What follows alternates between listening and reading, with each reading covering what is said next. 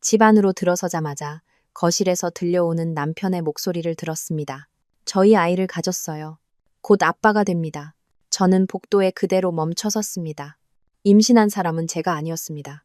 거실을 엿보니 남편이 그의 전 여자친구를 팔로 감싸 안고 있었고 모든 사람들이 박수를 치며 축하하고 있었습니다. 그 자리에 있던 모두가 알고 있었지만 저만 몰랐던 사실이었습니다. 하지만 이건 단순한 외도가 아니었습니다. 훨씬 더 끔찍한 일이었습니다. 그 후 몇 주 동안 제 인생 전체가 아주 세세하게 계획된 거짓말이었다는 사실을 알게 되었고, 그들은 자신들이 누구를 건드렸는지 전혀 모르고 있었습니다. 저는 평생을 알고 지낸 사람이라면 그 사람을 진정으로 아는 것이라고, 함께한 역사는 신뢰와 동의어이며 가족은 영원한 것이라고 믿곤 했습니다. 저는 그 모든 면에서 틀렸습니다. 제 이름은 아나리, 28살이고 서울에 있는 한 IT 기업의 프로젝트 매니저입니다. 겉으로 보기에 제 삶은 완벽해 보였습니다. 멋진 아파트, 안정적인 결혼 생활, 승승장구하는 커리어까지. 사람들은 저를 부러워하며 제가 모든 것을 가졌다고 생각했지만 제가 여기까지 오기 위해 어떤 일을 겪었는지는 아무도 몰랐습니다. 이 겉보기뿐인 안정을 위해 제가 어떤 대가를 치렀는지 말입니다. 제 인생은 작년 크리스마스 밤에 송두리째 바뀌었습니다. 바로 그때 제 눈을 가리고 있던 베일이 마침내 벗겨졌습니다. 배신은 몇 년 전부터 바로 제 코앞에 있었지만 저는 그저 보지 못했을 뿐입니다. 시간을 조금 되돌려 보겠습니다. 제가 어떻게 그 순간에 이르게 되었는지 여러분이 이해해 주셨으면 합니다. 저는 박준호라는 남자를 태어날 때부터 알았습니다. 저희 부모님과 준호의 부모님은 주말을 함께 보내고 휴가 때마다 같이 여행을 다니고 서로의 생일을 챙겨줄 만큼 막역한 사이였습니다. 저희 부모님은 준호에게 부모님 같은 존재셨고 준호의 부모님인 최미경 아주머니와 최철민 아저씨 역시 저를 친딸처럼 아껴주셨기에 저도 두 분을 이모, 삼촌처럼 따랐습니다. 그 우정은 수년에 걸쳐 쌓아온 결코 깨지지 않을 것처럼 보였습니다. 우리는 같은 동네에서 함께 자랐고 주말이면 고기를 구워 먹고 생일 파티를 하고 명절을 함께 보냈습니다. 준호는 제가 그 의미를 알기도 전부터 제 삶의 일부였습니다. 하지만 우리의 삶은 달랐습니다. 아주 많이 달랐습니다. 저희 부모님은 부유하셨습니다. 아버지는 성공한 사업가셨고 어머니는 유명한 건축가셨습니다. 저는 서울 최고의 사립학교를 다녔고 피아노, 발레, 프랑스어, 과외를 받았습니다. 방학이면 유럽으로 여행을 떠났고 강남의 고급 주택가에 있는 큰 집에서 살았습니다. 반면 준호는 공립학교를 다녔습니다. 그의 가족은 평범한 중산층 동네의 소박한 빌라에 살았습니다. 최철민 아저씨는 건축 자재 판매점의 관리자로 일하셨고 최미경 아주머니는 병원 원무과 직원이었습니다. 그들은 부족함 없이 살았지만 사치를 누릴 형편은 아니었습니다. 당시에는 이런 차이를 잘 이해하지 못했습니다.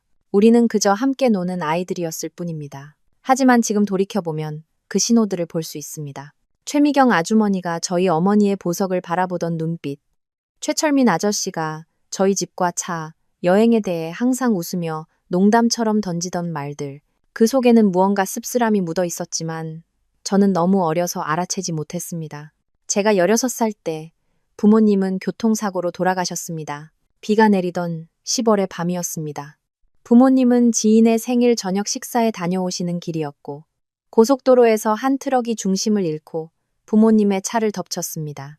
그 시절을 묘사할 단어가 제게 있다고 말하지는 않겠습니다. 없습니다. 12년이 지난 지금도 제 일부는 새벽이 시에 경찰이 초인종을 누르던 바로 그 순간에 멈춰 있습니다. 장례식이 끝난 후 최미경 아주머니와 최철민 아저씨는 저희 집으로 이사 오셨습니다. 제가 혼자 남지 않도록 저를 돌봐주기 위해서였습니다. 저는 미성년자였고 고아였으며 완전히 길을 잃은 상태였습니다. 그분들은 저를 거두어 주셨고 친절했으며 제가 언제나 기댈 수 있는 가족이 되어주겠다고 말씀하셨습니다.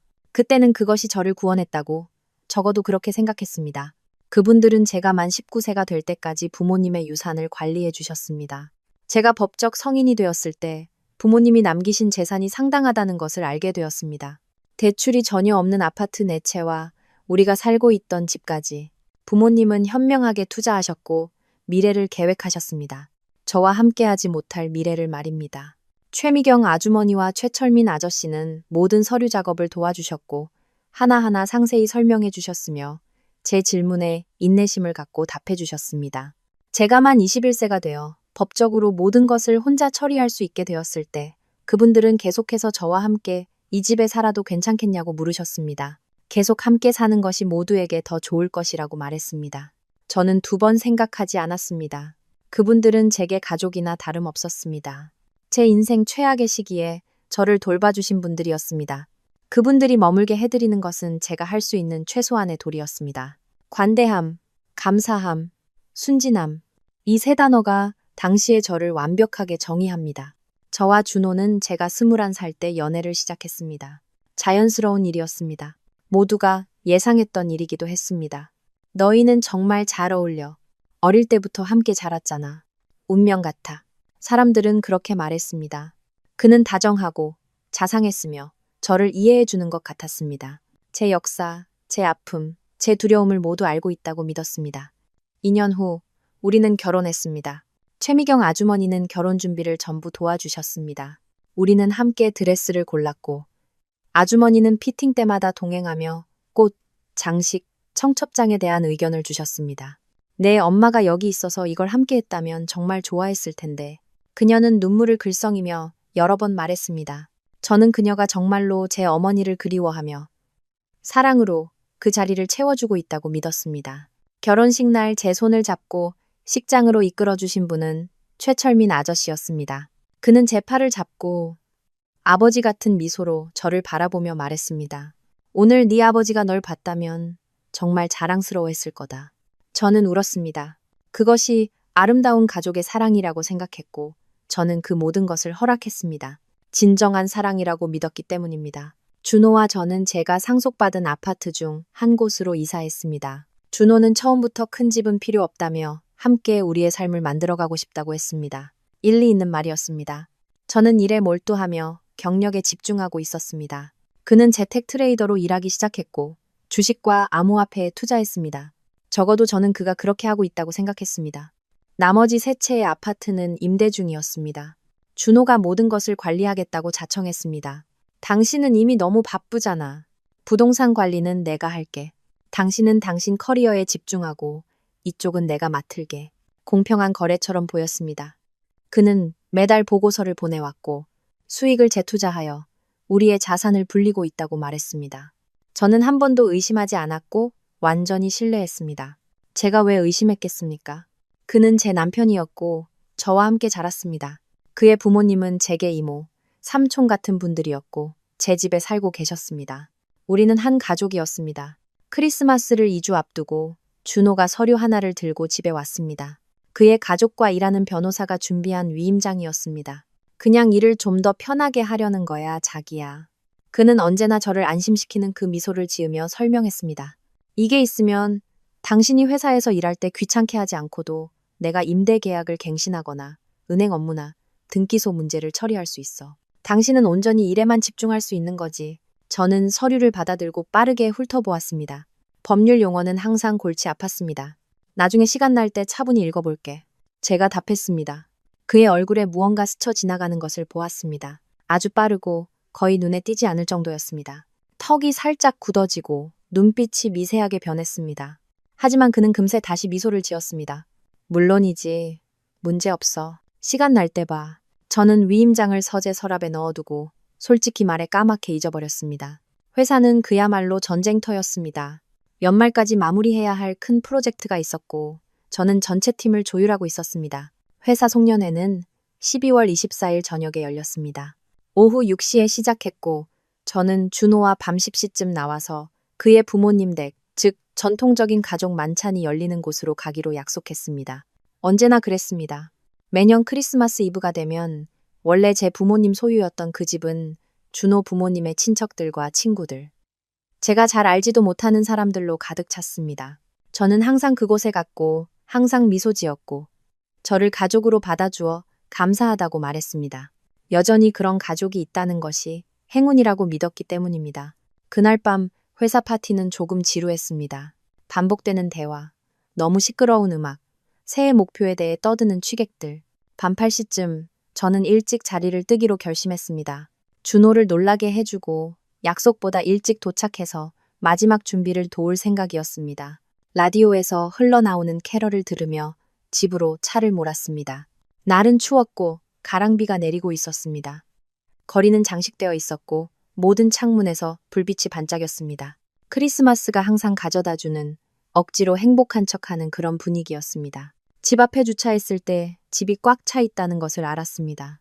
사방에 차들이 주차되어 있었고 모든 방에 불이 켜져 있었으며 음악과 웃음소리가 거리까지 울려 퍼졌습니다. 파티는 이미 한창이었습니다. 저는 노크 없이 현관으로 들어섰습니다. 현관에 코트를 걸고 거실 쪽으로 향했습니다. 가까워질수록 목소리는 더 커졌습니다. 20명쯤 되는 사람들이 웃고 떠들며 축하하고 있는 것 같았습니다. 그리고 그때 거실에서 들려오는 준호의 목소리를 들었습니다. 맑고 환한 목소리였습니다. 마리가 임신했어요. 저희 아이를 가졌습니다. 세상이 멈췄습니다. 저는 복도에 그대로 서 있었습니다. 벽에 반쯤 가려져 아무도 제가 온 것을 보지 못했습니다. 제 위치에서는 거실 전체가 보였습니다. 준호는 방 한가운데 서서 강마리의 어깨를 감싸고 있었습니다. 강마리는 그의 고등학교 동창이자 학창시절의 전 여자친구였습니다. 저와 준호가 사귀기 전까지 몇 년간 연애했던 사이였습니다. 그리고 그녀는 그곳에 서서 배에 손을 얹고 미소를 지으며 모두의 포옹과 축하를 받고 있었습니다. 최미경 아주머니는 기쁨에 눈물을 흘리고 있었고 최철민 아저씨는 박수를 치며 건배를 외쳤습니다. 가족 친구들은 축하 인사를 건네며 아기가 얼마나 예쁠지에 대해 이야기했습니다. 다리가 후들거리는 것을 느꼈습니다. 쓰러지지 않으려고 벽을 붙잡았습니다. 군중 속에서 누군가 소리쳤습니다. 그런데 아리는? 아리도 이미 알아? 뒤이은 침묵은 3초밖에 되지 않았지만 영원처럼 느껴졌습니다. 준호는 어색하게 웃으며 말했습니다. 아직 그 전에 해결해야 할 일이 좀 있어서. 서류 문제 같은 거. 하지만 적당한 때에 말할 거야. 그러니까 아리가 도착하면 아무도 말하면 안 돼. 모두가 웃었습니다. 심장이 미친 듯이 뛰었습니다. 서류? 그가 말한 서류가 위임장을 뜻하는 걸까? 거실에는 이해한다는 듯한 웅성거림이 퍼졌습니다. 몇몇 사람들은 의미심장한 눈빛을 교환했습니다. 최미경 아주머니는 그 전략을 승인한다는 듯 고개를 끄덕였습니다. 최철민 아저씨는 잔을 들었습니다. 미래를 위하여 모두가 건배했습니다. 그 순간 모든 것이 이해되기 시작했습니다. 그들의 반응, 그 눈빛들, 그 의미심장한 침묵, 그곳에 있던 모두가 제가 모르는 무언가를 알고 있었습니다. 비밀이 있었고 음모가 있었습니다. 그리고 위임장은 그 계획의 마지막 조각이었습니다. 속이 뒤집혔습니다. 그럴 리가 없었습니다. 제가 잘못 들은 게 틀림없었습니다. 하지만 최미경 아주머니, 저를 친딸처럼 아껴주시던 그분이 크고 또렷하게 말했습니다. 드디어 내 아들. 수년간의 노력 끝에 우리가 마땅히 받아야 할 것을 되찾게 되는구나. 그리고 저는 모든 것을 이해했습니다. 모든 미소, 모든 다정한 행동, 모든 위로의 말들이 전부 거짓말이었습니다. 수년간 지속된 거대하고 정교한 거짓말. 그것은 사랑이 아니었습니다. 결코 사랑이 아니었습니다. 그것은 사기였습니다. 저는 뒤돌아서서 코트를 집어들고 들어왔을 때처럼 조용히 집을 나섰습니다. 아무도 저를 보지 못했고 아무도 눈치채지 못했습니다. 차에 올라 문을 닫자 그제야 모든 상황이 온전히 와닿았습니다. 울기 시작했습니다. 영화에나 나올 법한 멜로드라마 같은 울음이 아니었습니다. 가슴과 목을 태우는 조용하고 고통스러운 울음이었습니다. 방금 목격한 일을 소화하려고 애쓰는 동안 눈물은 멈추지 않고 흘러내렸습니다. 제 결혼은 거짓말이었습니다. 남편에게는 임신한 애인이 있었습니다. 저를 돌봐주신 최미경 아주머니와 최철민 아저씨는 제 유산을 빼돌릴 계획에 가담하고 있었습니다. 그리고 그 방에 있던 모든 사람들이, 정말 모든 사람들이 그 사실을 알고 동조하고 있었습니다. 저는 자동조종 모드로 아파트로 돌아왔습니다. 길도, 신호등에 멈춘 기억도 나지 않습니다. 그저 울면서 운전하고 울면서 운전했던 기억뿐입니다. 집에 도착해서는 눈물을 닦고 세수를 하고 거울을 보았습니다. 거울 속의 사람이 낯설게 느껴졌습니다. 더 작고 더 연약하고 길을 잃은 모습이었습니다. 휴대폰이 울렸습니다. 준호에게서 온 문자였습니다. 어디냐고 묻는 내용이었습니다. 심호흡을 하고 답장했습니다. 회사 파티에 그냥 남기로 했어. 생각보다 재밌네. 그가 답했습니다. 알았어. 재밌게 놀아. 그럼 우리 2주 뒤에 보겠네. 내일 아침 일찍 캐나다로 여행 가니까. 물론 연례 여행이었습니다. 우리가 결혼한 이후로 그의 가족은 크리스마스 때 캐나다에 있는 친척들을 방문하고 1월 첫째 주까지 머물렀습니다. 그들은 연말이 항상 회사에서 프로젝트 마감과 보고서로 바쁜 시기라는 것을 알고 있었습니다. 그리고 매년 그들이 여행하는 동안 저는 남았습니다. 한 번도 의문을 제기하지 않았습니다. 그들만의 시간이었으니까요. 저는 간단히 답했습니다. 응, 여행 잘 다녀와. 그는 메리 크리스마스, 사랑해라는 메시지와 함께 하트 이모티콘을 보냈습니다. 저는 답장하지 않았습니다. 그냥 휴대폰 화면을 잠그고 던져버렸습니다. 어두운 거실 소파에 앉아 분노가 차오르는 것을 느꼈습니다. 그 순간 깨달은 것이 있었습니다. 울음은 끝났다는 것을. 더 이상 아픔, 슬픔, 눈물을 위한 공간은 없었습니다. 오직 전략을 위한 공간만이 남아 있었습니다. 그들은 제가 바보인 줄 알았습니다. 제가 영원히 고아 소녀로 남아 가족이 생긴 것에 감사하며 영원히 신뢰하고 어떤 서류든 서명하고 아무것도 의심하지 않을 것이라고 생각했습니다. 그들은 틀렸습니다. 저는 성장했고 프로젝트 매니저가 되었습니다. 계획하고 조직하고 문제를 예측하고 해결책을 만드는데 능숙했기 때문입니다. 저는 팀을 이끌고 예산을 관리하며 매일 어려운 결정을 내렸습니다. 그리고 그 순간 어두운 거실에 앉아 저는 제 인생에서 가장 중요한 결정을 내렸습니다. 그들이 게임을 원한다면 기꺼이 해주겠다고. 하지만 이번에는 제 규칙대로 할 것이라고. 저는 밤을 꼴딱 새웠습니다. 잠들지 않고 계획을 세웠습니다. 먼저 제가 아는 모든 것을 머릿속으로 정리했습니다. 준호는 강말이라는 전 여자친구와 바람을 피우고 있었다. 마리는 임신 중이었다. 그의 가족과 친구들 모두가 이 사실을 알고 지지했다. 위임장은 제 재산을 그의 가족에게 넘기려는 계획의 마지막 단계였다. 저는 아직 아무것도 서명하지 않았다. 마지막 항목이 결정적이었습니다. 저는 여전히 모든 것에 대한 통제권을 가지고 있었습니다. 저는 여전히 제 부동산과 계좌의 주인이었습니다. 준호는 어떤 법적 권한도 없었습니다. 제가 그 서류에 서명하지 않는 한 그는 아무것도 할 수 없었습니다. 저는 크리스마스 내내 계획을 세우고 모든 세부 사항과 제가 취해야 할 모든 움직임을 생각했습니다. 머릿속으로 목록을 만들고 전략을 짜고 문제들을 예상했습니다. 이것이 제가 프로젝트 매니저로 일하는 방식이었고 이 문제도 그렇게 처리할 것이었습니다. 다음 날 12월 26일 저는 모든 것을 실행에 옮길 것이었습니다. 해가 떴을 때 저는 이미 제 첫걸음이 무엇일지 정확히 알고 있었습니다.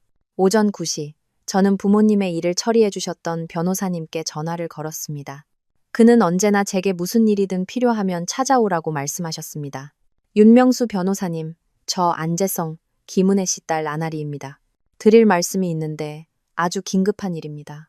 그는 제 목소리에서 무언가를 감지했는지 아무것도 묻지 않고 그냥 말했습니다. 사무실로 오세요. 저는 샤워를 하고 옷을 입고 부동산 관련 서류와 준호가 줬던 위임장을 모두 챙겨 그곳으로 갔습니다. 윤 변호사님의 사무실은 시내 중심가의 오래된 붉은 벽돌 건물에 있었습니다. 어릴 때부터 아버지와 함께 오르내리던 계단이었습니다. 오래된 종이와 진한 커피 냄새가 나는 곳이었습니다. 그는 저를 포옹으로 맞이했습니다. 70대 초반의 노신사로 머리카락은 완전히 휘었고 돋보기 안경이 목에 걸려 있었습니다. 그는 20년 이상 저희 아버지의 변호사였습니다. 앉아요, 아리양. 무슨 일인지 말해봐요. 그리고 저는 모든 것을 털어놓았습니다. 파티에서의 발표, 위임장, 재산 이전 의혹까지. 저는 거의 40분 동안 쉬지 않고 말했습니다. 그는 조용히 들으며 메모를 했고 때때로 미간을 찌푸렸습니다. 제가 말을 마쳤을 때 그는 안경을 벗고 눈을 비볐습니다. 아리양, 내가 해줘야 할 얘기가 있소. 심장이 철렁했습니다. 뭔데요? 당신 아버지와 최철민 씨는 오래전에 동업을 했었소. 수의법이었지. 처음에는 아주 잘 됐지만 나중에는 어려워지기 시작했소. 최철민 씨가 포기하고 자기 지분을 팔고 싶어 했지. 당신 아버지가 정당한 가격에 그 지분을 사들였고 모든 위험을 감수했소. 최철민 씨는 돈을 받고 떠났지. 그는 잠시 말을 멈추고 커피를 한 모금 마셨습니다. 2년 후 당신 아버지는 상황을 역전시켰소. 회사는 기하급수적으로 성장했지. 그렇게 당신 가족이 부유해진 거요. 하지만 내 생각에 최철민 씨는 그걸 결코 극복하지 못한 것 같소. 당신 아버지가 몇 년 전에 이 이야기를 해줬었지. 그때는 최철민 씨가 잘 받아들인 것 같다고 했소. 가족들은 계속 친구로 지냈고 아이들은 함께 자랐으니까. 하지만 지금 일어나는 일을 보니 항상 원한이 있었던 것 같다는 생각이 드는군. 아마 최철민 씨와 최미경 씨는 항상 당신들 가족의 삶을 씁쓸하게 바라봤을 거요. 계층 차이가 수년에 걸쳐 아주 명확해졌잖소. 안 그렇소? 당신들은 모든 것을 가졌고 그들은 경제적으로 힘들어했지. 그리고 당신 부모님이 돌아가셨을 때 당신은 상당한 유산을 가진 상처받기 쉬운 10대였소. 원한을 품은 사람들에게는 그것이 기회처럼 보였을 거요. 그는 저를 진지하게 바라봤습니다. 지금 당신이 말해준 모든 것을 종합해 돌이켜보면 그 우정은 항상 취약한 기반 위에 있었던 게 분명하오. 회사 매각에 대한 원한은 아마 결코 해소되지 않았을 거요. 그리고 아리 양, 당신은 완벽한 표적이 된 거지. 마치 찬물 한 바가지를 뒤집어 쓴 기분이었습니다. 그래서 그랬던 거구나. 원한은 항상 그곳에 숨어 있었고 저는 결코 알아채지 못했습니다. 아무도 몰랐을 거요, 아리 양. 당신 아버지도 분명 의심하지 않으셨을 거요. 그랬다면 조치를 취하셨겠지. 저는 눈을 감았습니다. 부모님은 그 우정이 그토록 많은 시기와 탐욕을 숨기고 있을 줄은 상상도 못하셨을 겁니다. 그리고 이제 저는 우리 모두의 순진함에 대한 대가를 치르고 있었습니다. 그럼 이 위임장은요? 제가 서류를 테이블 위로 밀며 물었습니다. 윤 변호사님은 안경을 쓰고 꼼꼼히 읽었습니다. 거의 15분이 걸렸습니다. 페이지를 넘기고 구절을 다시 읽고 표시를 했습니다. 마침내 그는 서류를 테이블 위에 내려놓고 저를 심각하게 바라봤습니다. 이 서류는 준호 씨에게 당신의 모든 재산에 대한 전권을 부여합니다. 부동산 매각, 명예 이전, 담보 설정, 당신 명의의 대출 실행까지 모든 것을 할 수 있게 되죠. 여기에 서명하는 순간 당신은 재산에 대한 모든 통제권을 잃게 되는 겁니다. 분노가 다시 끓어오르는 것을 느꼈습니다. 만약 제가 이미 서명했다면요? 되돌리기 매우 어려웠을 거요. 수년간의 소송이 필요하고 그래도 보장은 없소. 최상의 시나리오는 당신이 강압이나 사기를 입증하는 것이지만 부부 사이의 사건에서는 극도로 복잡하오. 그럼 부동산은요? 우리가 이혼하면 그 사람이 절반을 가질 권리가 있나요? 윤 변호사님은 제가 도착한 이후 처음으로 미소를 지었습니다. 아니요. 당신이 상속받은 모든 것은 분할 대상이 아니오. 법에 따라 결혼 전이나 결혼 중에 받은 상속 재산은 재산 분할에 포함되지 않소. 만약 당신이 오늘 이혼한다면 준호 씨는 한 푼도 가져가지 못하오. 당신이 자발적으로 재산을 그의 이름으로 이전하지 않는 한 말이오. 그래서 위임장이 필요했던 거군요. 제가 중얼거렸습니다. 정확하오. 그것이 그들이 원하는 것을 합법적으로 얻을 수 있는 유일한 방법이었습니다. 저는 가져온 서류 가방을 열고 모든 임대 계약서를 테이블 위에 올려놓았습니다. 변호사님께서 이것 좀 검토해 주셨으면 해요. 준호가 몇 년간 제 부동산을 관리해왔어요. 돈을 재투자한다고 말했지만 실제 증빙 서류를 본 적이 없어요. 이 돈이 어디로 가고 있는지 알고 싶어요. 윤 변호사님은 다음 2시간 동안 제가 가진 모든 서류, 계약서, 은행 거래 내역을 분석했습니다. 전화를 걸고 기록을 확인하고 정보를 교차 확인했습니다. 그가 끝났을 때 그의 표정은 어두웠습니다. 아리 양, 이런 말을 하게 되어 유감이지만 임대료 수입은 공동 계좌나 사업용 계좌가 아닌 준호 씨의 개인 계좌로 입금되고 있었소. 그는 당신 부동산에서 나오는 모든 수입을 횡령하고 있었던 거요. 심호흡을 했습니다. 예상은 했지만 확인을 받으니 여전히 가슴이 아팠습니다. 그리고 더 있소. 그가 말을 이었습니다. 아파트 중 한 곳은 임대료 납부 증빙이 전혀 없소. 계약서는 있지만 금융거래 기록이 없단 말이오. 누군가 거기서 공짜로 살고 있는 거요. 강말이요. 제가 답했습니다. 그의 애인이요. 윤 변호사님은 고개를 끄덕였습니다. 그럴 가능성이 매우 높겠군. 저는 잠시 침묵하며 모든 것을 정리했습니다. 이제 어떻게 해야 하죠?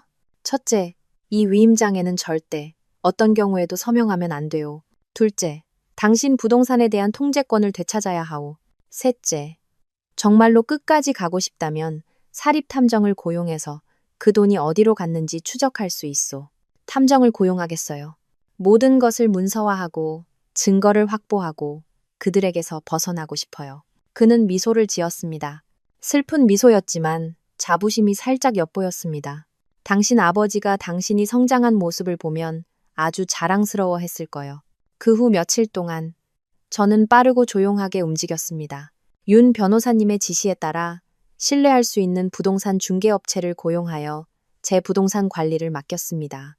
계약서에 서명하고 준호가 원했던 포괄적인 위임장과는 매우 다른 구체적이고 제한된 권한을 부여했습니다. 그리고 모든 세입자에게 즉시 통보하라고 지시했습니다. 1월부터 모든 임대료는 부동산 중개업체에 직접 지불해야 하며 새로운 계약서가 발급될 것이라고. 일주일 내에 서명하지 않으면 명도 소송 절차에 들어갈 것이라고 말입니다. 또한 보안업체를 불러 집안 곳곳에 눈에 잘 띄지 않는 소형 카메라를 설치했습니다. 거실, 주방, 서재, 베란다에 전략적으로 배치된 이 카메라들은 모두 오디오 기능이 있었고 제 휴대폰 앱과 연결되어 그들에 대한 더 많은 증거를 수집할 수 있었습니다. 준호는 1월 6일에 여행에서 돌아왔습니다. 그가 여행 가방에 둘러싸여 도착했을 때 저는 집에 있었습니다. 자기야, 왔어? 새해는 잘 보냈어? 그는 아무 일도 없었다는 듯 저를 배신하는 음모를 꾸민 가족과 임신한 애인과 거의 2주를 보내고 온 사람답지 않게 제 뺨에 키스하며 물었습니다. 조용히 보냈어.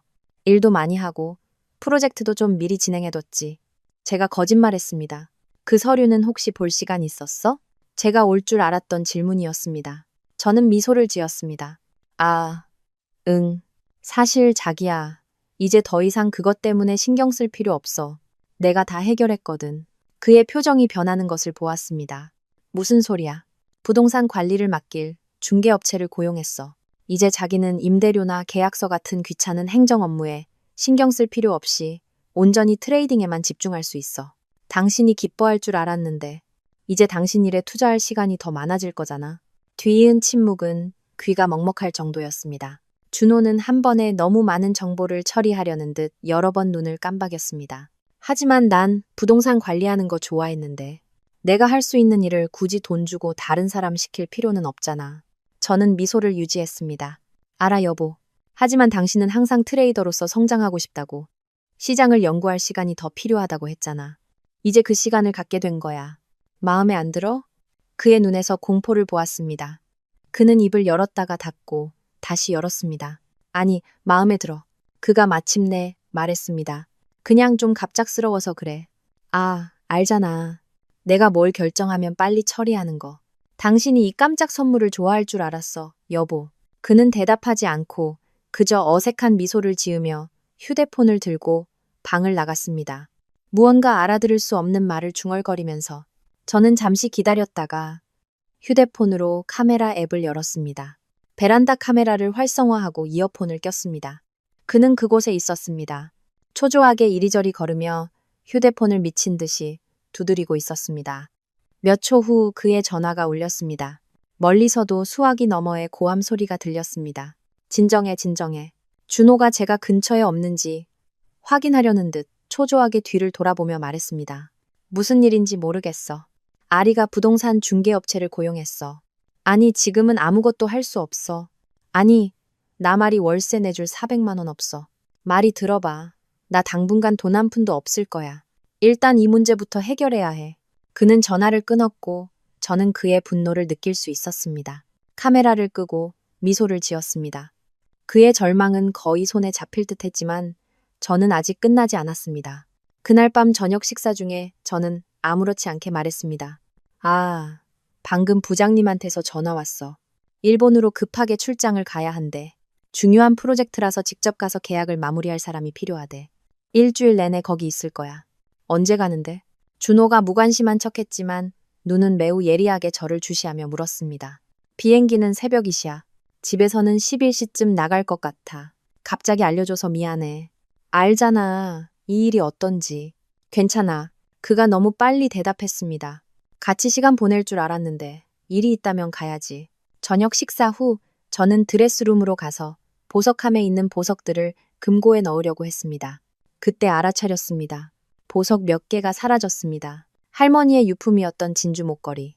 부모님이 제 15살 생일에 사주신 다이아몬드 귀걸이. 어머니의 보석 펜던트가 달린 금팔찌. 아버지가 어머니 생신 선물로 주신 사파이어 목걸이까지. 피가 끓는 것을 느꼈습니다. 제 수입을 훔치는 것만으로는 부족했나 봅니다. 그는 제 가족의 추억까지 훔쳤습니다. 하지만 지금은 그것을 처리할 시간이 없었습니다. 서재로 들어가 중요한 서류를 모두 보관하는 금고를 열고 비밀번호를 바꿨습니다. 남은 보석들을 금고에 넣고 닫고 서재를 나왔습니다. 여행 가방을 싸고 준호의 뺨에 키스하며 작별 인사를 했습니다. 짓궂은 마음으로 현관 테이블 위에 있던 그의 차 열쇠를 몰래 제 가방에 챙겨 집을 나섰습니다. 저는 공항으로 가지 않았습니다. 시내에 있는 호텔로 갔습니다. 편안한 스위트룸을 예약하고 방으로 올라가 마침내 깊은 숨을 내쉬었습니다. 저는 혼자였고 안전했으며 상황을 완전히 통제하고 있었습니다. 집을 나온 지 1시간 후 휴대폰이 울렸습니다. 내 차키 어디 있는지 알아? 저는 놀란 척했습니다. 모르겠는데, 자기야. 근데 이 시간에 차키는 왜? 아무것도 아니야. 그냥 테이블 위에 없길래. 제가 그의 말을 끊었습니다. 테이블 뒤에 떨어졌을 수도 있잖아. 잘 찾아봤어? 수화기 너머로 짜증 섞인 한숨 소리가 들렸습니다. 한번 찾아볼게. 여행 잘 다녀와. 사랑해. 전화를 끊고 즉시 카메라 앱을 열었습니다. 제 가방에 고이 보관된 열쇠를 찾느라 온 집안을 뒤지는 준호의 모습은 거의 코미디 같았습니다. 그는 소파 밑을 보고 서랍을 뒤지고 심지어 가구 밑을 보기 위해 몸을 숙였습니다. 15분간의 헛된 수색 끝에 그는 휴대폰을 들고 무언가를 빠르게 입력하더니 완전히 통제력을 잃었다는 것을 방금 깨달은 사람의 표정으로 거실 소파에 몸을 던졌습니다. 저는 호텔방에서 혼자 미소 지었지만 밤은 아직 끝나지 않았습니다. 30분 후 제 휴대폰에 누군가 집에 왔다는 알림이 떴습니다. 카메라를 켜보니 세 사람이 아파트로 들어오고 있었습니다. 최철민 아저씨, 최미경 아주머니, 그리고 강말이었습니다. 그들은 주방 식탁에 앉았습니다. 준호는 어깨가 축 처지고 얼굴이 창백한 채 완전히 망가진 모습이었습니다. 최미경 아주머니는 팔짱을 낀 채 굳은 표정으로 눈에 띄게 짜증이 나 있었습니다. 최철민 아저씨는 초조하게 손가락으로 테이블을 두드렸습니다. 저는 오디오 볼륨을 최대로 높이고 이어폰을 꼈습니다. 도대체 무슨 일이 벌어지고 있는지 제대로 말해봐. 최미경 아주머니가 날카로운 목소리로 다그쳤습니다. 준호는 피곤한 얼굴을 쓸어내렸습니다. 아리가 부동산 관리를 중개업체에 맡겼어요. 모든 세입자들이 통지를 받았대요. 이번 달부터 임대료는 전부 중개업체로 직접 들어가요. 새 계약서에 모든 게 공식적으로요. 저는 이제 아무것도 접근할 수 없어요. 그런 말이 아파트는? 최철민 아저씨가 물었습니다. 거기도 통지서 받았어요. 일주일 안에 새 계약서 쓰거나 아니면 나가래요. 마리는 보호하듯 배에 손을 얹었습니다. 준호 씨, 나 월세 낼 돈 없어요. 알잖아요. 알아. 준호가 패배한 목소리로 답했습니다. 일단은 우리 부모님 댁에서 지내야 할 것 같아. 내가 이 상황을 해결할 때까지. 어떻게 해결하게? 최철민 아저씨가 거의 뱉어내듯 말했습니다. 넌 모든 통제권을 잃었어. 수년간의 계획, 수년간 저 애를 돌봐왔는데 마지막 순간에 다 놓쳐버렸다고. 제가 놓친 게 아니에요. 준호가 목소리를 높여 반박했습니다. 갑자기 걔가 똑똑해진 거예요. 결혼 5년 동안 한 번도 의심한 적 없다가 갑자기 중개업체를 고용하다니요.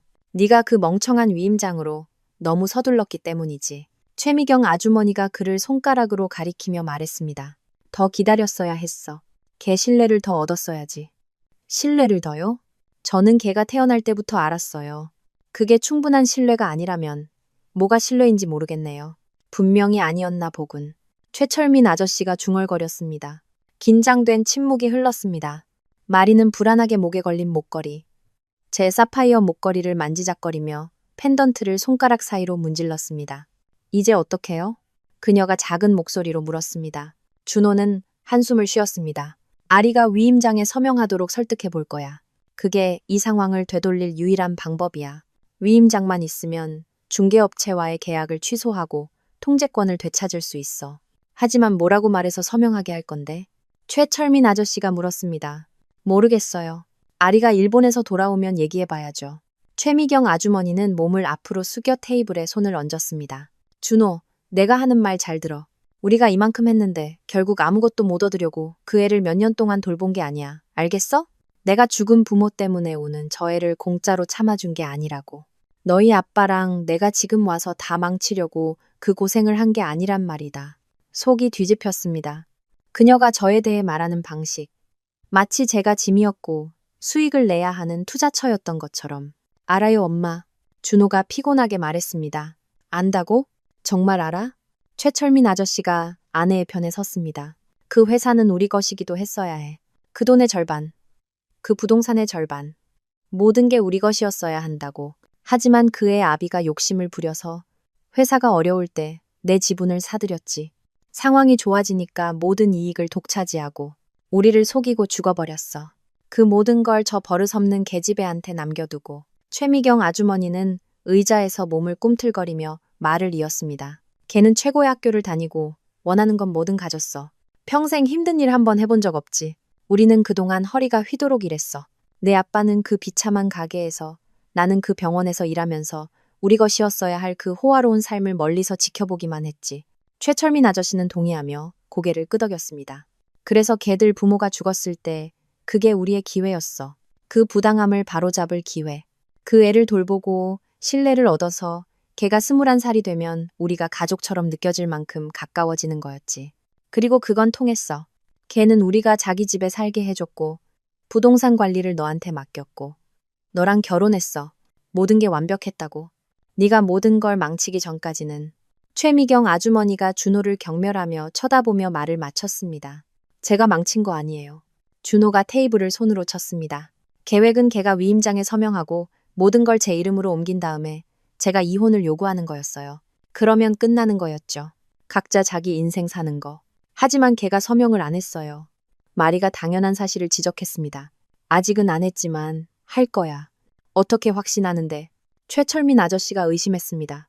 준호는 망설였습니다. 나는 그럴 거라고 생각해요. 어떻게든 해볼게요. 걔는 날 믿어요. 믿었지. 최미경 아주머니가 정정했습니다. 중개업체 일 이후로는 모르겠네. 뭔가 의심하고 있는 것 같아. 그들은 잠시 동안 침묵했습니다. 저는 호텔방에서 심장이 빠르게 뛰는 채로 그 대화의 매 순간을 녹음하고 있었습니다. 우리는요?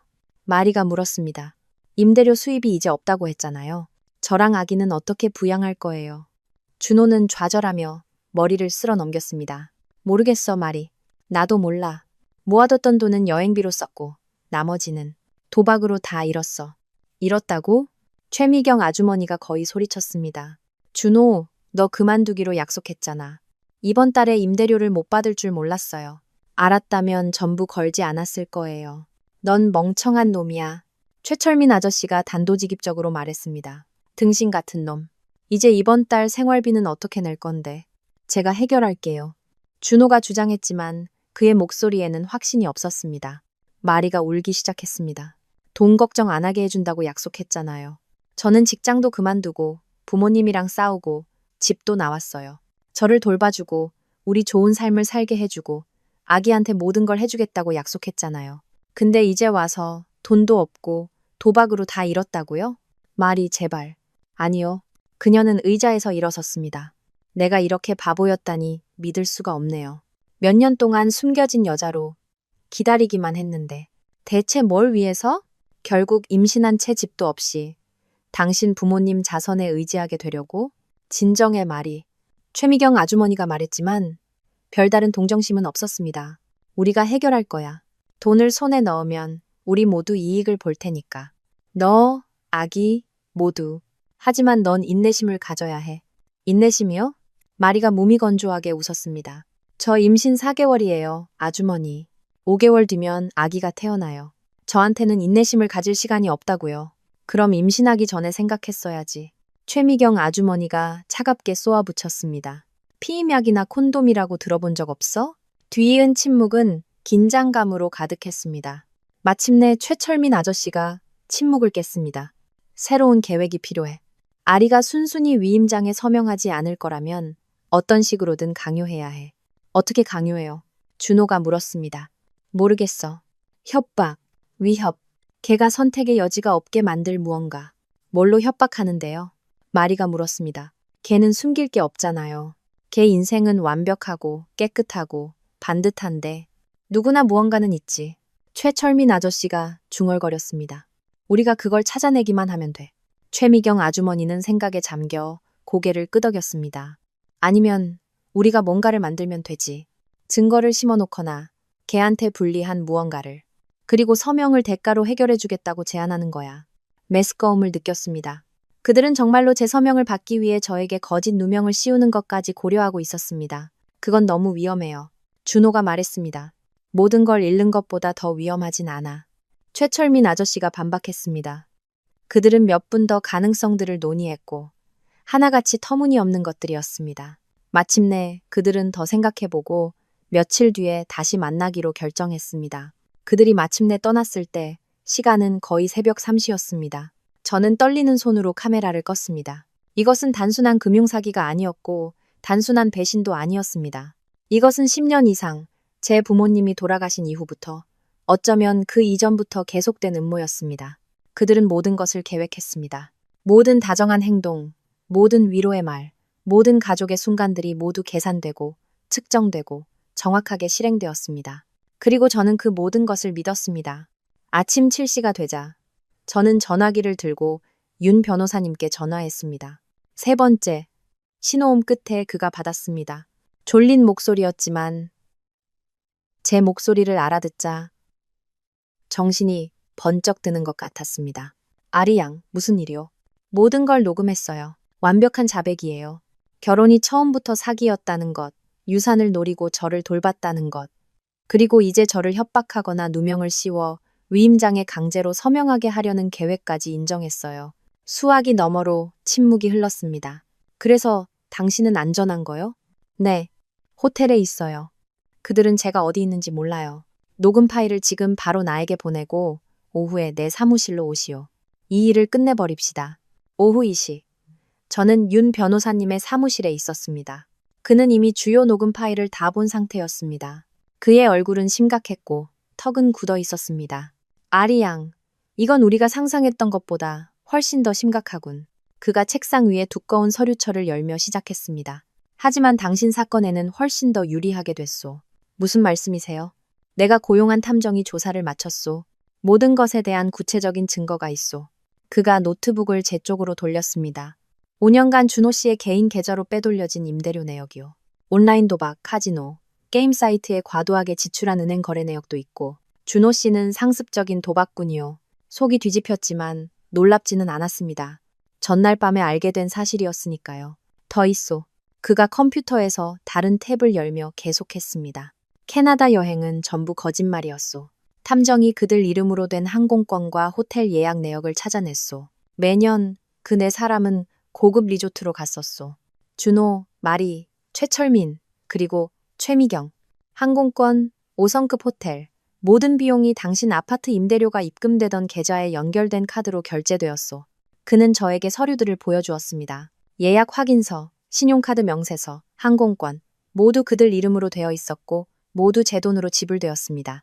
날짜는 지난 5년간 매년 12월 25일부터 1월 6일까지 완벽하게 일치했습니다.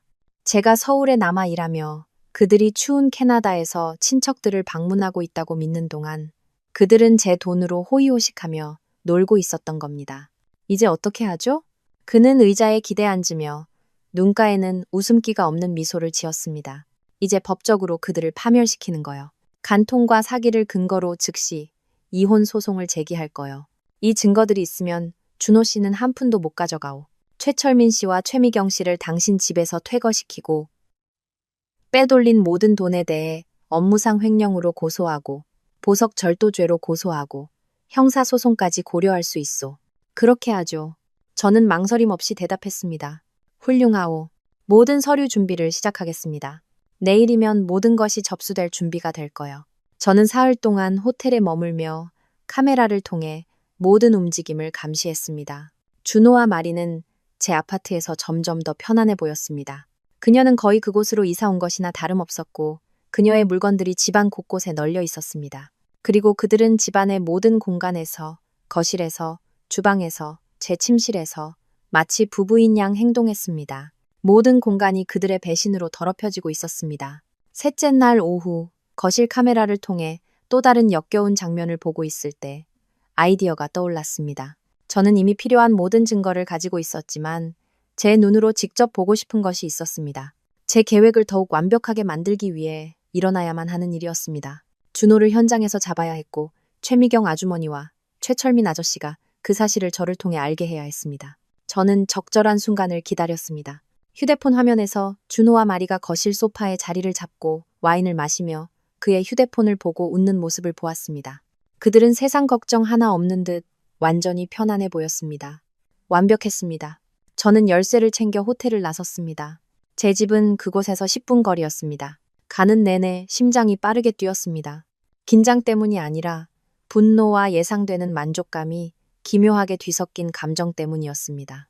건물 주차장에 차를 세우고 엘리베이터를 타고 복도를 걸어 제 집 문 앞에 섰습니다.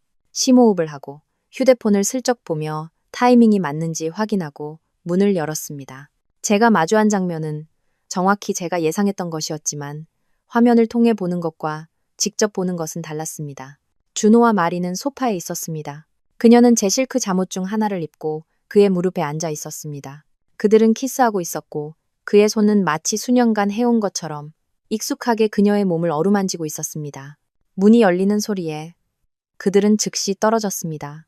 준호는 고개를 돌렸고 얼굴이 하얗게 질렸습니다. 말 그대로 백지장이 되었습니다. 2초 만에 그의 얼굴에서 핏기가 싹 가셨습니다. 아, 아리. 그가 소리치며 마리를 옆으로 밀치고 벌떡 일어섰습니다. 너, 일본. 너 여기 있으면 안 되는데. 마리는 담요를 끌어당겨 몸을 가렸고 눈은 공포로 커져 있었습니다. 저는 문가에 서서 그 둘을 지켜보았습니다. 아무 말도 하지 않고 그저 지켜보았습니다. 아리 제발. 내가 설명할게. 준호가 제 쪽으로 걸어오며 말을 시작했습니다. 이건 보이는 것과 달라. 마리가 그냥 머물 곳이 필요해서 이혼해. 제가 말을 끊었습니다. 제 목소리는 제가 예상했던 것보다 더 단호하고 차분하게 나왔습니다. 그는 멈춰서서 여러 번 눈을 깜박였습니다. 뭐해? 이혼? 우리 아파트에서 내 전 여자친구랑 바람 피웠잖아. 이혼하자고. 그의 눈에서 공포가 더 계산적인 무언가로 바뀌는 것을 보았습니다. 그는 생각하고 상황을 처리하며 빠져나갈 길을 찾고 있었습니다. 아리, 우리 차분하게 얘기 좀 하자. 그가 전략을 바꿔 더 부드러운 목소리로 시작했습니다. 화난 거 알아, 이해해. 하지만 대화할 건 없어. 너희들 지금 당장 내 아파트에서 나가. 마리가 여전히 담요를 붙잡은 채 일어섰습니다. 정말 미안해. 닥쳐. 저는 그녀를 쳐다보지도 않고 말했습니다. 넌 나한테 사과할 필요 없어. 넌 나한테 아무 빚도 없어. 그냥 내 집에서 나가. 준호가 한 걸음 앞으로 다가왔고 저는 처음으로 그의 눈에서 위험한 기운을 보았습니다. 그가 항상 잘 숨겨왔던 오만함이었습니다. 너 외도 증명 못할 걸. 그가 낮지만 단호한 목소리로 말했습니다. 그리고 설령 증명하더라도 넌 나한테 위자료를 줘야 하고 이 아파트를 포함해서 네 재산의 절반도 줘야 할 거야. 이혼 잘해봐, 아리. 저는 미소를 지었습니다. 어쩔 수 없었습니다. 작지만 진심 어린 미소였습니다. 두고 보지 뭐. 저는 간단히 대답하고 돌아섰습니다. 복도에서 준호가 저를 부르는 소리가 들렸지만 뒤돌아보지 않았습니다. 엘리베이터에 탔고 문이 닫히자 마침내 미소가 커지는 것을 허락했습니다. 그는 정말로 제가 증거가 없다고, 그 순간 우연히 발견했다고, 상속재산은 분할 대상이 아니라는 것도 모를 만큼 제가 바보라고 생각했던 겁니다. 차로 돌아와 휴대폰을 들고 최미경 아주머니의 번호를 눌렀습니다. 그녀는 두 번째 신호음 끝에 명랑한 목소리로 받았습니다. 아리야 얘, 일본은 어떠니? 저는 마치 우는 것처럼 목소리를 떨리게 했습니다. 아주머니, 저 일찍 돌아왔는데 준호 씨가 다른 여자랑 있는 걸 봤어요. 수화기 너머로 침묵이 흘렀습니다. 뭐라고? 그녀가 마침내 말했고 그 톤으로 보아 놀란 것은 진심인 것 같았습니다. 어떻게? 어디서? 우리 아파트에서요. 저는 목소리에 담을 수 있는 모든 고통을 담아 대답했습니다. 그 여자가 거기 있었어요. 같이 있었고, 그리고 임신했대요. 아주머니. 세상에. 최미경 아주머니가 중얼거렸습니다. 그녀가 깊은 숨을 내쉬는 소리를 들었습니다. 어떻게 해야 할지 모르겠어요. 저는 목소리가 갈라지게 내버려두며 계속했습니다. 어떻게 저한테 이럴 수가 있죠? 아리야, 얘, 너 지금 어디 있니? 최미경 아주머니가 물었습니다. 그녀의 목소리에는 무언가가 있었습니다. 걱정일까? 아니면 계산일까? 차 안에 있어요. 건물 주차장이요. 그 아파트에는 못 돌아가겠어요. 지금은요. 이리 오렴. 우리 집으로 와. 와서 얘기하고 해결하자. 저는 바로 대답하지 않았습니다. 변호사님께 전화해야겠어요. 이혼 소송할 거예요. 아리야, 그렇게 극단적으로 할 필요는 없어. 일단 와서 얘기하자. 어쩌면. 그 사람이 바람 피웠어요, 아주머니. 저는 단호하게 말을 끊었습니다. 우리 아파트에서요. 대화로 해결될 일이 아니에요. 내 말이 맞다. 그녀가 잠시 후 말했습니다. 내 말이 다 맞아. 나한테 맡겨. 내가 그 애랑 얘기할게. 그 녀석 나한테 혼쭐이 날 거야. 저는 전화를 끊고 다시 미소 지었습니다. 이제 쇼가 시작되기를 기다리기만 하면 되었습니다. 1분도 채 걸리지 않았습니다. 카메라 앱을 통해 준호의 휴대폰이 울리는 것을 보았습니다. 그는 화면을 보고 얼굴이 더욱 창백해졌습니다. 엄마야. 그가 집안에 흩어진 자기 물건을 챙기고 있던 마리에게 말했습니다. 그는 전화를 받았고 즉시 전화기를 귀에서 뗐습니다. 카메라를 통해서도 최미경 아주머니가 소리치는 것을 들을 수 있었습니다. 너 바보야? 아니면 바보인 척하는 거야? 준호가 대답하려 했지만 그녀는 그를 내버려 두지 않았습니다. 어떻게 아리한테 말이랑 같이 있는 걸 아파트에서 들키게 할 수가 있어? 넌 5초도 윗머리로 생각을 못하니? 엄마. 진정해요. 제가 설명할 수 있어요. 설명. 뭘 설명해? 몇 년이야, 준호. 몇 년간의 계획이라고. 몇 년 동안 저 애를 돌보고 신뢰를 얻고 벽돌 하나하나 쌓아 올렸는데 네가 바지 속에 고추 하나 간수 못해서 모든 걸 망쳐? 저는 최미경 아주머니가 그렇게 소리치는 것을 들어본 적이 없었습니다. 교양 있고 온화한 여성의 가면이 완전히 벗겨졌습니다. 제가 해결할게요. 준호가 말하려 했지만 그의 목소리는 약했습니다. 해결? 어떻게 해결할 건데? 걔 이혼 소송할 거야. 이미 이혼하겠다고 했어. 걔 증거 없어. 간통 증명 못할 거야. 내 임신한 애인이랑 같이 있는 걸 아파트에서 들켰다고. 이 멍청아. 이보다 더 확실한 증거가 어디 있어? 최철민 아저씨의 목소리가 들렸습니다. 최미경 아주머니가 스피커폰으로 전환했는지 그의 목소리가 선명하게 들렸습니다. 넌 등신이야. 최철민 아저씨가 최미경 아주머니의 고함보다 더 무서운 차가운 침착함으로 말했습니다. 완전하고 절대적인 등신. 우리는 널 믿었어. 너한테 단 하나의 임무를 줬지. 걔랑 결혼해서 신뢰를 얻고 위임장에 서명하게 만들라고. 근데 넌 그것조차 해내지 못했어. 노력했어요. 걔가 서명 안 하려고 했단 말이에요. 하지만 제가 이혼은 막을 거예요. 준호가 주장했지만 그의 목소리에는 절망이 묻어 있었습니다. 이제 걔랑 얘기할 거예요. 사과하고 제가. 어떻게? 최철민 아저씨가 여전히 그 무서운 침착함으로 물었습니다. 방금 바람 피우는 걸 들킨 여자한테 어떻게 이혼을 막을 건데? 무슨 논리가 있어? 침묵. 그럴 줄 알았어. 최철민 아저씨가 계속했습니다. 넌 아무것도 없어. 내 탓에 우리 다 잃었어. 아직 잃은 거 아니에요. 준호가 확신 없이 반박했습니다. 이혼할 때 재산 절반은 줘야 할 거예요. 바람 피웠어도 재산은 분할하니까. 최미경 아주머니가 쓴웃음을 지었습니다. 넌 정말 멍청하구나. 그 부동산들은 상속재산이라 분할 대상이 아니야. 걔는 이혼하고 넌 한 푼도 못 받고 쫓겨나서 부양해야 할 임신한 애인만 남게 될 거야. 축하한다, 준호. 네가 모든 걸 망쳐놨어. 저는 준호가 소파에 무겁게 주저앉는 것을 보았습니다. 전화기는 아직 귀에 대고 있었고 얼굴은 두 손에 파묻혀 있었습니다. 여기 좀 와주실 수 있어요? 그가 작은 목소리로 물었습니다. 뭔가 해야 해요. 계획이 필요해요. 아니, 최미경 아주머니가 퉁명스럽게 말했습니다. 네가 혼자 싼똥이야. 이제 네가 혼자 치워. 난 이제 지쳤어, 준호. 너한테도 지쳤고 이 모든 상황에도 지쳤어. 그리고 그녀는 전화를 끊었습니다. 준호는 거의 5분 동안 전화기를 멍하니 바라보며 앉아 있었습니다. 마리가 다가가려 했지만 그는 그녀를 밀쳐냈습니다. 너 가야 해. 그가 말했습니다. 뭐라고요? 가, 마리. 지금 당장. 그리고 다시는 오지 마. 하지만 준호 씨, 저 갈 데 없어요. 이제 내 문제 아니야. 그가 소리치며 일어섰습니다. 내 부모님 집으로 가. 어디든 가고 싶은 대로 가. 근데 여기서 나가. 저는 마리가 울기 시작하며 서둘러 자기 물건을 챙겨 거의 뛰다시피 아파트를 나가는 것을 보았습니다. 준호는 거실에 혼자 남아 이리저리 걸었습니다. 휴대폰을 들고 무언가를 입력했다가 지우고 다시 입력했습니다.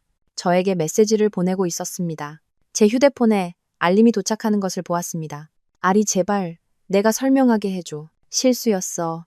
순간의 약점이었어. 외로웠어. 네가 너무 오래 없었잖아. 사랑해. 항상 사랑했어. 우리 해결할 수 있어, 제발.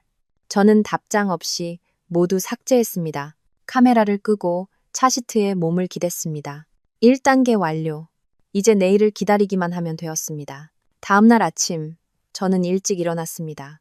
이미 윤 변호사님께 모든 서류를 같은 날 아침에 전달되도록 준비해달라고 요청해둔 상태였습니다. 오전 8시 2명의 법원 집행관이 나뉘어 움직였습니다. 한 명은 최철민 아저씨와 최미경 아주머니가 사는 집으로, 다른 한 명은 준호가 있는 제 아파트로 갔습니다. 제가 윤 변호사님 사무실에 있을 때 휴대폰이 울렸습니다. 최미경 아주머니였습니다. 받았습니다. 아리야, 그녀가 소리쳤고 그녀의 목소리에는 이제 공포가 서려 있었습니다. 어제의 억눌린 분노가 아니었습니다. 순수한 공포였습니다. 이게 뭐야? 퇴거 통지서라니. 너 우리를 내쫓는 거니? 네. 저는 간단히 대답했습니다. 하지만 왜? 우리가 뭘 했다고? 한번 맞춰보세요. 아리야, 제발, 이러면 안 돼. 우린 갈 곳이 없어. 우린 늙었어. 돈도 없는데. 제 문제 아니에요. 저는 전날 준호가 마리에게 했던 똑같은 말을 사용하며 끊었습니다. 준호가 한 짓 때문이니? 하지만 우린 아무 상관없어. 거의 웃음이 나올 뻔했습니다. 상관없다고요? 정말요? 물론이지. 우리도 너만큼이나 충격받았어. 그 멍청한 녀석. 아주머니, 제가 말을 가로막았습니다. 제 목소리는 차가워졌습니다. 저는 다 알아요. 캐나다가 아니었던 그 여행들, 빼돌려진 임대료들, 제 부모님이 돌아가신 이후부터 당신들이 세웠던 계획까지. 저는 모든 걸 알아요. 수화기 너머로 완전한 침묵이 흘렀습니다. 그러니 네, 제가 계속했습니다. 당신들은 30일 안에 내 집에서 나가야 하고 그 시간 동안 좋은 변호사를 찾아보는 게 좋을 거예요. 필요할 테니까. 그녀가 대답하기 전에 전화를 끊었습니다. 2분 후 제 휴대폰이 다시 울렸습니다. 준호였습니다. 받았습니다. 아리, 이거 진심이야? 그가 물었고 그의 목소리에는 다른 무언가가 있었습니다. 두려움이었습니다. 이혼, 업무상 횡령, 절도? 날 고소하는 거야? 응. 하지만 왜 이런 혐의까지? 너 이거 다 증명할 증거 없어. 있어. 무슨 증거? 어떻게 네가 아파트 전체에 설치된 보안 카메라, 준호, 오디오 기능까지 있는 거 며칠 전부터 설치했어. 너랑 말이랑 같이 있는 영상도 있고 너희 모두가 주방에서 모여서 계획 전체를 자백하는 영상도 있어. 돈 빼돌린 서류, 가짜 여행 기록 전부 다 있어. 침묵. 우릴 녹화했다고 그가 마침내 말했습니다. 녹화했고 전부 법원에 제출했어. 하지만 그건 불법이야. 동의 없이 사람들을 녹화할 수 없어. 할 수 있어. 내 아파트에, 내 보안 카메라로. 완벽하게 합법이야. 그가 수화기 너머로 거친 숨을 내쉬는 소리를 들었습니다. 얼마 원해? 그가 마침내 물었습니다. 뭐라고? 이 모든 걸 잊어주는데 얼마면 돼? 소송 취하하는데? 1,000만 원, 2,000만 원? 얼마? 이번에는 제가 웃었습니다. 정말로 웃었습니다. 준호, 내가 돈을 원할 거라고 정말 생각해? 나는 돈이 있어. 내가 원하는 건 정의와 내 재산을 돌려받는 거야. 네 재산은 내 것이었던 적을 떠난 적이 없어. 아니, 네가 5년 동안 임대료에서 빼돌린 2억 6천만 원은? 네가 훔쳐서 네 애인한테 준 내 보석들은? 수년간의 거짓말은? 내가 이자까지 쳐서 다 갚을게. 소송만 취하해줘. 아니, 넌 당장 살 집도 없잖아. 어떻게 이자까지 쳐서 갚을 건데? 아리, 제발. 이러면 나 망해. 우리 부모님도 우리 모두 다 망한다고. 그걸 미리 생각했어야지. 복수 때문에 이러는 거야? 내가 바람 피워서? 이미 사과했잖아. 아니, 준호. 나는 너희가 10년 넘게 나를 상대로 사기를 계획했기 때문에 이러는 거야. 너희가 내 부모님의 죽음을 이용하고 내 약점과 신뢰를 이용했기 때문에. 너희는 자신들의 범죄에 대해 대가를 치러야 마땅한 그런 사람들이기 때문에 이러는 거야. 범죄? 난 그냥 우리 돈으로 잘못된 선택을 했을 뿐이야. 사업상의 위험이지. 넌 돈을 빼돌렸고 계약서를 위조했고 보석을 훔쳤고 사기를 쳤어. 그건 범죄야, 준호. 그리고 넌 그에 대한 책임을 지게 될 거야. 수화기 너머로 그가 울기 시작하는 소리를 들었습니다. 만약 우리가 얼굴을 마주보고 있었다면 사용했을 법한 조작적인 울음이 아니었습니다. 진정한 절망의 울음이었습니다. 제발, 그가 애원했습니다. 나 모든 걸 잃을 거야. 아무것도 남지 않을 거라고. 그 클럽에 온 걸 환영해. 제가 차갑게 대답했습니다. 너도 나를 아무것도 없이 만들려고 했잖아. 차이점은 내가 더 똑똑해서 미리 알아챘다는 것뿐이야. 그가 수화기 너머로 마른 침을 삼키는 소리를 들었습니다. 우리 부모님은 그가 말을 시작했지만 목소리가 갈라졌습니다. 부모님이 날 죽이려고 할 거야. 이런 일이 일어나게 뒀다고 날 죽이려고 할 거라고. 내 문제 아니야. 넌 이해 못해. 그의 목소리는 절박해졌습니다. 그들은 모든 걸 내 탓으로 돌릴 거야. 내가 그들의 계획을 망쳤다고. 내가 멍청하고 부주의했다고 말할 거야. 사실이잖아? 제가 말을 끊었습니다. 넌 멍청하고 부주의했어. 애인이랑 같이 있는 걸 들켰잖아. 네가 일찍 돌아올 줄 몰랐어. 그날만 말하는 거 아니야. 준호, 크리스마스 이브도 말하는 거야. 네가 거실에 있는 모든 사람에게 마리의 임신을 발표했을 때, 네 부모님이 마침내 자신들이 권리가 있다고 생각했던 부동산을 얻게 될 거라고 말했을 때, 너희 모두가 미래를 위해 건배했을 때, 수화기 너머로 완전한 침묵이 흘렀습니다. 너 거기 있었어? 그의 목소리가 실처럼 가늘게 나왔습니다. 그래, 나도 회사 파티에서 일찍 나왔거든. 다 들었고, 다 봤고, 아무도 눈치채기 전에 나왔어. 하지만 너 나중에 회사 파티에 있다고 문자 보냈잖아.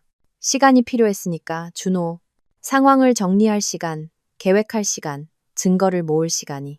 너희는 내가 영원히 바보 같고, 영원히 감사하고, 영원히 눈멀어 있을 거라고 생각했지. 그리고 나는 너희가 그렇게 믿게 내버려뒀어. 내가 준비하는 동안 또 다른 침묵.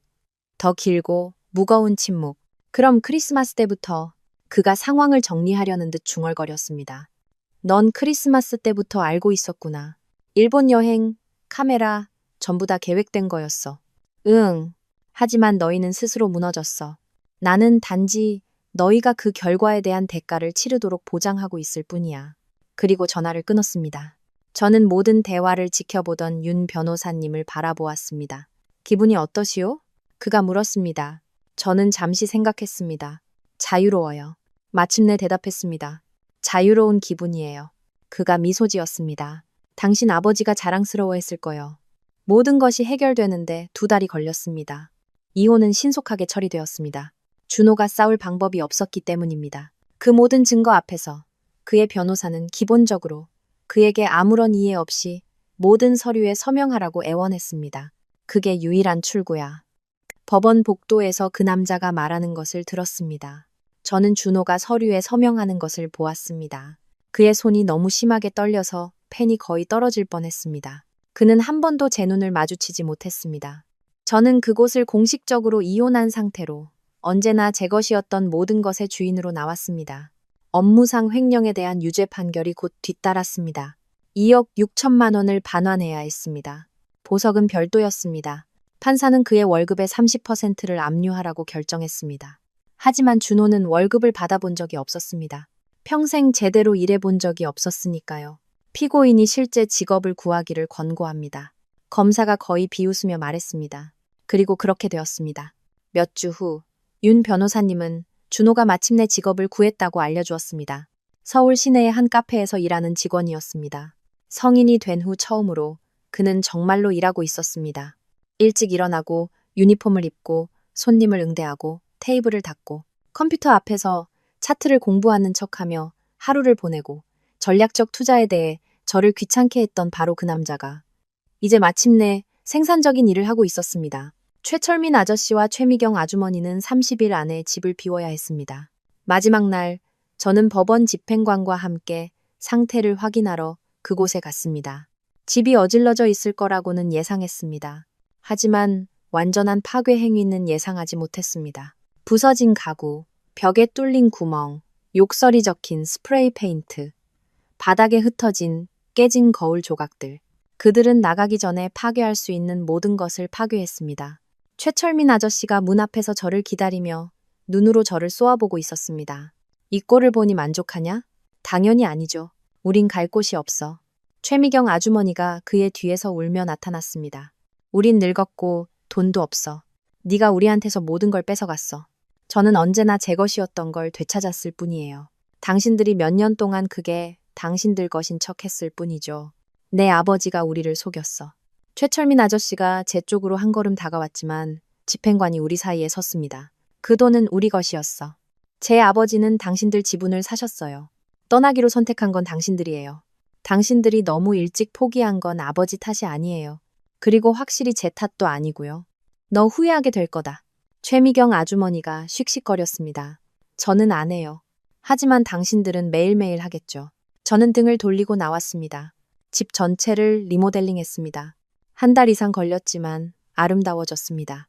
2명의 어린 자녀를 둔 부부에게 2주 만에 팔았습니다.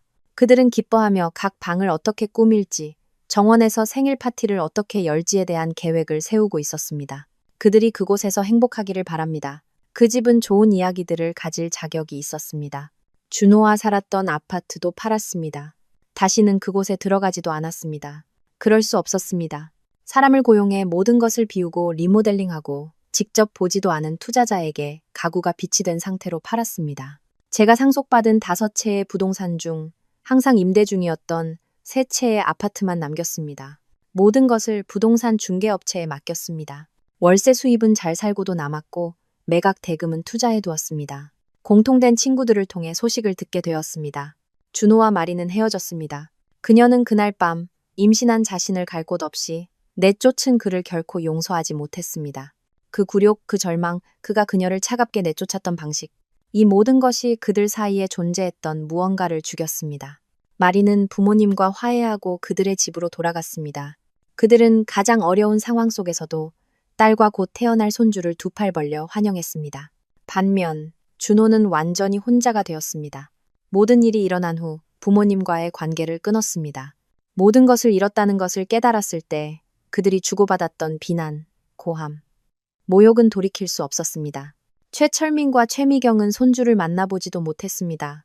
그는 좋지 않은 동네의 셰어하우스에서 방 하나를 빌렸습니다.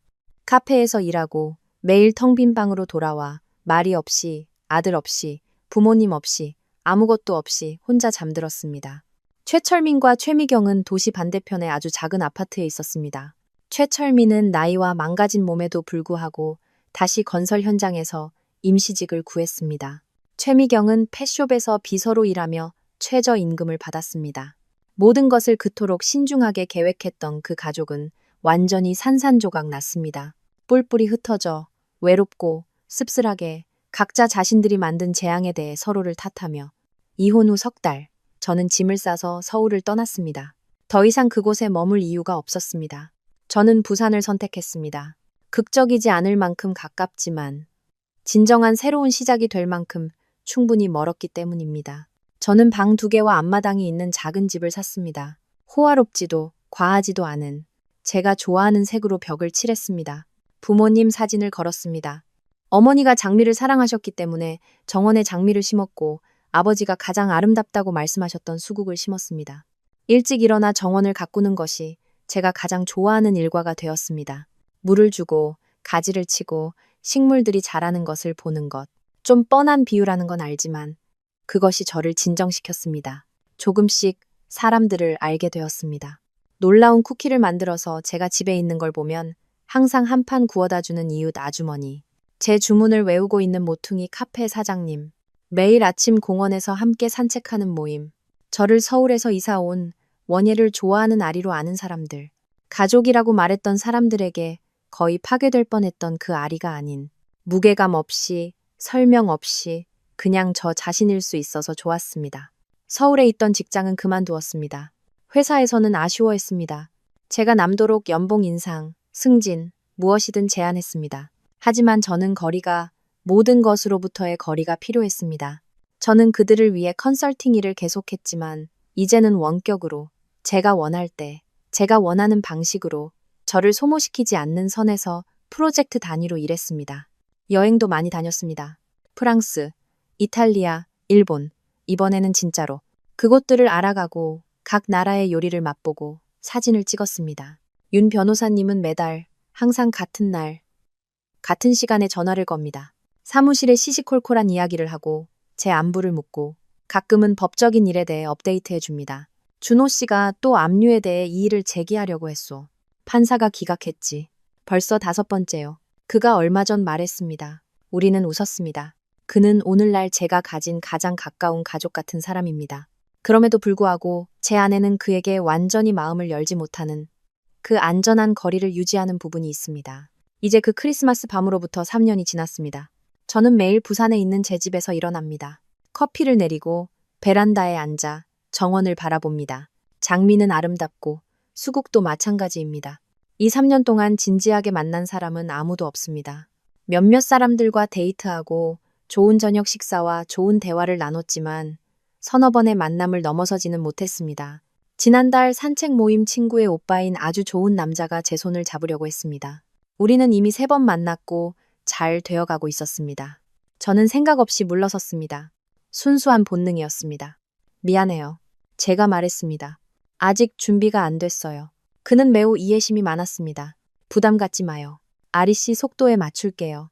2주 후 그는 저에게 전화하는 것을 멈췄습니다. 그를 탓하지 않습니다. 아무도 어쩌면 결코 준비되지 않을 사람을 기다리고 싶어 하지 않으니까요. 그리고 아시나요? 어쩌면 저는 정말로 결코 준비되지 않을지도 모릅니다. 왜냐하면 당신이 몇 년 동안 가족이 있다고 믿고 눈을 감고 신뢰하다가 모든 것이 첫날부터 거대한 거짓말이었다는 것을 발견하면 당신 안에 무언가가 깨져버리기 때문입니다. 이제 저는 모든 사람을 약간 삐딱하게 바라봅니다. 속임수, 거짓말, 숨은 의도를 찾으면서 피곤하고 외롭지만 저를 안전하게 지켜줍니다. 가끔 이것이 저 자신에게 제 길을 스쳐 지나가는 사람들에게 공정한 일인지 궁금해집니다. 이 트라우마를 모든 사람에 대한 갑옷처럼 짊어지는 것이 말입니다. 하지만 그때 저는 기억합니다. 맹목적으로 신뢰했던 것, 결코 의심하지 않았던 것, 그리고 그 대가로 거의 치를 뻔했던 것을. 그러면 저는 생각합니다. 괜찮아, 외로울지는 몰라도 안전하잖아. 그리고 모든 것을 겪고 난 후 안전은 그 무엇보다 가치가 있습니다. 제가 배운 것은 혼자 있다는 것이 텅 비어 있다는 것을 의미하지는 않는다는 것입니다. 저는 다른 것들로 저를 채웁니다. 베란다에서 읽는 책들, 제가 하는 여행들, 제가 가꾸는 정원, 제가 좋아하는 방식으로 꾸미는 집, 비록 항상 그 조심스러운 거리를 두지만 제가 곁에 두기로 선택한 친구들. 오늘 아침 정원 나무에서 지저귀는 새소리를 들으며 베란다에서 커피를 마시다가 한 가지를 깨달았습니다. 저는 행복합니다. 제가 어렸을 때 상상했던 방식은 아닙니다. 남편도 아이도 그 마가린 광고 같은 삶도 없이. 하지만 저는 제 방식대로, 제 시간 안에서, 제 조건에 따라 행복합니다. 어쩌면 언젠가 다시 누군가를 신뢰할지도 모르고 아닐지도 모릅니다. 그리고 그날이 오지 않더라도 괜찮습니다. 왜냐하면 제 부모님이 저에게 남겨주신 진정한 유산은 돈이나 부동산이 아니라 항상 다시 일어서는 능력이었기 때문입니다. 아무리 여러 번 넘어져도, 그리고 이것은 누구도 저에게서 빼앗아갈 수 없습니다. 저는 커피를 마치고 꽃을 바라보고 산들바람을 느끼며 미소 짓습니다. 왜냐하면 오늘 저는 계속 나아가기로 선택했기 때문입니다. 그리고 그것으로 충분합니다.